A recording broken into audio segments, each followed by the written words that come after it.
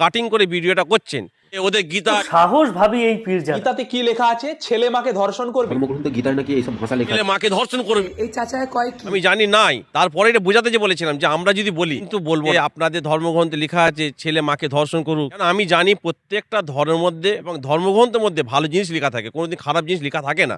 আমি অনুরোধ করব আপনারা আমার ভিডিওটা কাটিং করে ছাড়বেন না।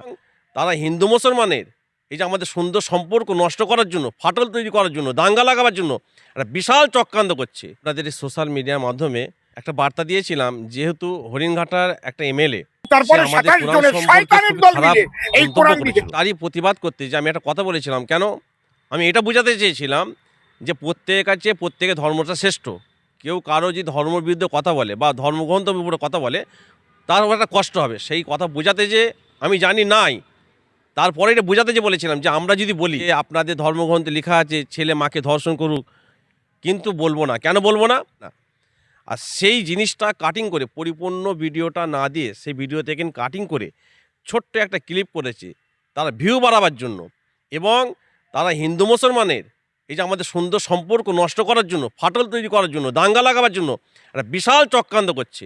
আমি অনুরোধ করব যারা কাটিং করে ভিডিওটা করছেন, এই 5-7 মিনিটের মধ্যে হয়তো আপনারা ভিউ বাড়িয়ে অনেক টাকা অর্জন করবেন, কিন্তু আমাদের সুন্দর বাংলা, সুন্দর সম্প্রীতির মাটি কিন্তু নষ্ট করছেন।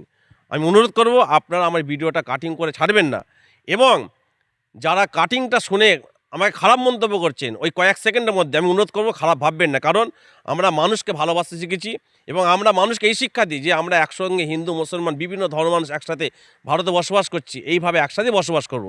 এবং এটাই বলতে চাইছি, আমার এই কথার মধ্যে যারা সম্পূর্ণ ভিডিও দেখেননি, যেহেতু ওই সম্পূর্ণ এই সামান্য ক্লিপটা দেখে আমাকে খারাপ ভাবছেন, আমি তাদের কাছে ক্ষমা চাইছি। এবং আমার কথার মধ্যে যদি কেউ মনে করেন কিছু খারাপ ভেবেছেন, কিন্তু আপনাদের ঘরে বলবো আপনারা পুরো ভিডিওটা দেখবেন, তারপর আমাকে সার্চ করবেন। আমাকে যেহেতু এত ফোন আসছে, তাদের ফোনে আমি প্রত্যেকে ফোন রিসিভ করছি, কিন্তু তারা উত্তর পাওয়ার পর তারা কিন্তু আবার দেখছে না আমি ঠিকই বলেছি। অতএব আপনারা নিজেদের মধ্যে, অর্থাৎ আমাদের হিন্দু মুসলমানদের যে ভ্রাতৃত্ব নষ্ট আমরা সকলে মিলে করব না, এটা আমাদের সকলের প্রতিজ্ঞা।